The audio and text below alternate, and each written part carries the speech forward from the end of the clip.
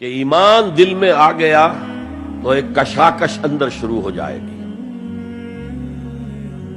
میں اگر فرائڈ کی اصطلاح استعمال کروں تو ایگو اور اڈ یا لبیڈو میں تصادم ہوگا. آپ کے نفس کی خواہش کچھ اور ہے، ایمان کہتا ہے غلط. کشاکش ہوگی کہ نہیں؟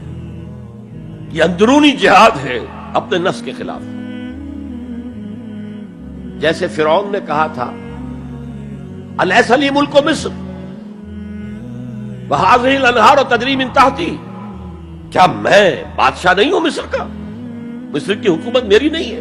اور کیا یہ ساری نہریں جو ہے میرے نظام کے تحت نہیں چل رہی؟ اسی طرح برا نہ مانیے، ہمارا نفس کہتا ہے یہ جسم میرا ہے، میری ملکیت ہے، اٹس مائی ڈومین، میری خواہش پوری کرنی ہوگی. جیسے اس نے کہا میں نہیں جانتا کوئی خدا ہے میرے سوا اور میرے اوپر، میں نہیں مانتا. نفس بھی کہتا میں نہیں ماننے کو تیار، کیا حلال ہے کیا حرام ہے، کیا جائز ہے کیا ناجائز، میری خواہش پوری کرو.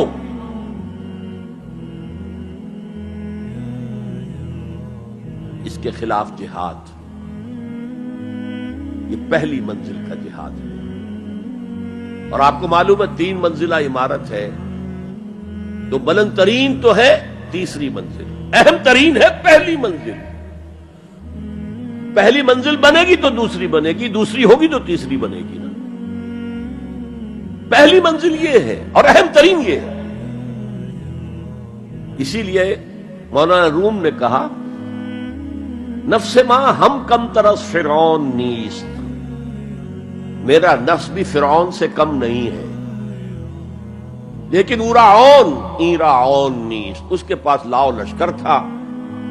اس نے زبان سے بھی کہہ دیا تھا انا ربکم الاعلی، میں ہوں خدا. میرا نفس بیچارہ اس کے پاس کوئی لاؤ لشکر نہیں، زبان سے تو یہ کچھ نہیں کہتا، اندر یہی کہتا میں بادشاہ ہوں اس وجود کا، میری مرضی پوری. اسٹرگل اگینسٹ دس بیسر سیلف، ایک سیلف ہے اونچی سیلف، خودی، انا، ایگو، اور ایک ہے یہ بیسر سیلف، یہ ہماری جبلتیں جو اندھی بہری ہیں، جو حلال اور حرام سے انہیں کوئی غرض نہیں ہے، ان کے خلاف جہاد کرنا. آپ نے فرمایا صلی اللہ علیہ وسلم المجاہد من جاہد نفسہ، اصل مجاہد وہ ہے جو اپنے نفس کے خلاف جہاد کر سکے. تمہارے اندر یہ دشمن تو بیٹھا ہوا ہے، تکڑا ہے، تمہیں کنٹرول کر رہا، چلے آؤ باہر کے دشمنوں سے جہاد کرنے کے لیے. تم نے ٹانگے کو گھوڑے کے آگے باندھ دیا. اور ایک دفعہ حضور سے پوچھا گیا ای الجہاد افضل یا رسول اللہ، اے اللہ کے رسول سب سے افضل جہاد کون سا ہے؟ فرمایا ان تجاہد نفسک فی طاعت اللہ، اپنے نفس کے خلاف جہاد کرو، اسے اللہ کا مطیع کرو. یہ جو اندر کی کشمکش ہے، کشاکش ہے، یہ جہاد فی سبیل اللہ کا نقطہ آغاز، اللہ کا مطیع بنانا ہے نفس کو. اس کے ساتھ 2 سب لیول اور ہیں. اس نفس کو بھڑکانے والی ایک قوت ہے انویزیبل، اور ویزیبل بھی ہے. انویزیبل قوت سب سے بڑی ابلیس، شیطان لعین، اور اس کے چیلے چاٹے جنات میں سے.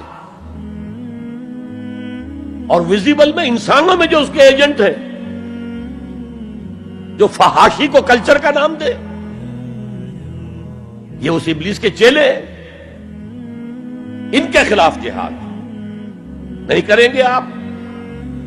اگر آپ ان کے خلاف ایگریسو ایٹیٹیوڈ اختیار نہیں کریں گے تو آپ ان کے دباؤ میں آ جائیں گے. ان الشیطان لکم عدوا فاتخذوہ عدوا، اے لوگوں یہ شیطان تمہارا دشمن ہے، اس کو اپنا دشمن سمجھو.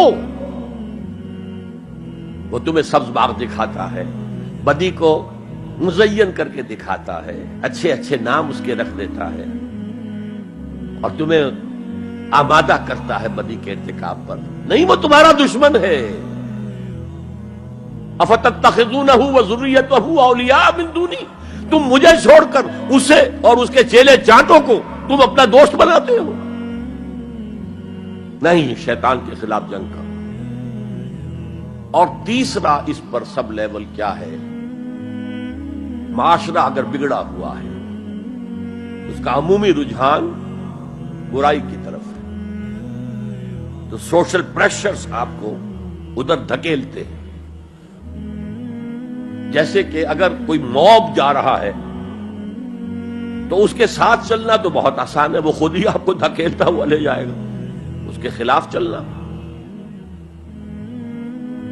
بہت مشکل کام. ہو سکتا ہے آپ بڑی زور لگا کے 4 قدم آگے بڑھیں، پھر کوئی ریلا آئے 10 قدم پیچھے لے جائے. تب 2 ہی راستے ہیں، زمانہ بات و سازت تو بعد زمانہ بے ساز. یا تو پیسو معاملہ ہے، زمانہ تمہارے ساتھ سازگاری نہیں کرتا، چھوڑو تم زمانے کے ساتھ سازگاری اختیار کر لو، چلو تم ادھر کو ہوا ہو جدھر کی. ایک یہ ہے کہ نہیں، زمانہ بات و سازت تو بعد زمانہ ستیس. زمانہ اگر تمہارے ساتھ سازگاری نہیں کر رہا تو زمانے سے جنگ کرو، لڑو، ریزسٹ کرو.